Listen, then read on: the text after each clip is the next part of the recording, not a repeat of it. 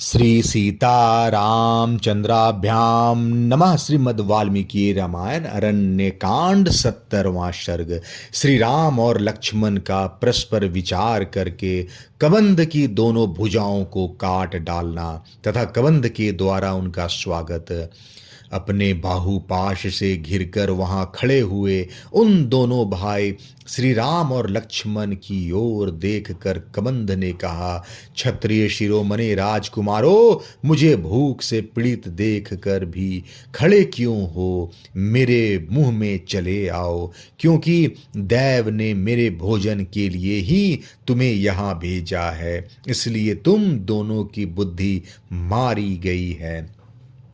यह सुनकर पीड़ित हुए लक्ष्मण ने उस समय पराक्रम का ही निश्चय करके यह समयोचित एवं हितकर बात कही, भैया, यह नीच राक्षस मुझको और आपको तुरंत मुंह में ले ले, इसके पहले ही हम लोग अपनी तलवार से इसकी बड़ी बड़ी बाहें शीघ्र ही काट डालें। यह महाकाय राक्षस बड़ा भीषण है, इसकी भुजाओं में ही इसका सारा बल और पराक्रम निहित है।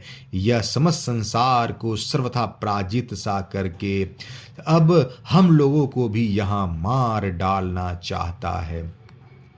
राजन रघुनंदन, यज्ञ में लाए गए पशुओं के समान निश्चेष्ट प्राणियों का वध राजा के लिए निंदित बताया गया है, इसलिए हमें इसके प्राण नहीं लेने चाहिए, केवल भुजाओं का ही उच्छेद कर देना चाहिए। उन दोनों की यह बातचीत सुनकर उस राक्षस को बड़ा क्रोध हुआ और वह अपना भयंकर मुख फैलाकर उन्हें खा जाने को उद्धत हो गया।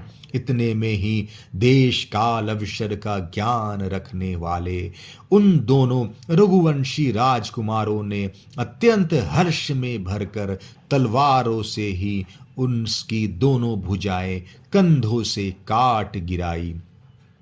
भगवान श्री राम उसके दाहिने भाग में खड़े थे। उन्होंने अपनी तलवार से उसकी दाहिनी बाह बिना किसी रुकावट के वेग पूर्वक काट डाली और बाम भाग में खड़े वीर लक्ष्मण ने उसकी बाईं भुजा को तलवार से उड़ा दिया। भुजाएं कट जाने पर वह महाबाहु राक्षस मेघ के समान गंभीर गर्जना करके पृथ्वी, आकाश और दिशाओं को गुंजाता हुआ धरती पर गिर पड़ा। अपनी भुजाओं को कटी हुई देख खून से लथपथ हुए उस दानव ने दीनवाणी में पूछा, वीरो, तुम दोनों कौन हो?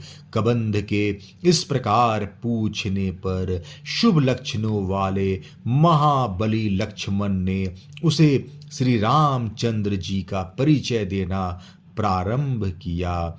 ये इक्ष्वाकु कुलवंशी महाराज दशरथ के पुत्र हैं और लोगों में श्री राम नाम से विख्यात हैं। मुझे इन्हीं का छोटा भाई समझो। मेरा नाम लक्ष्मण है।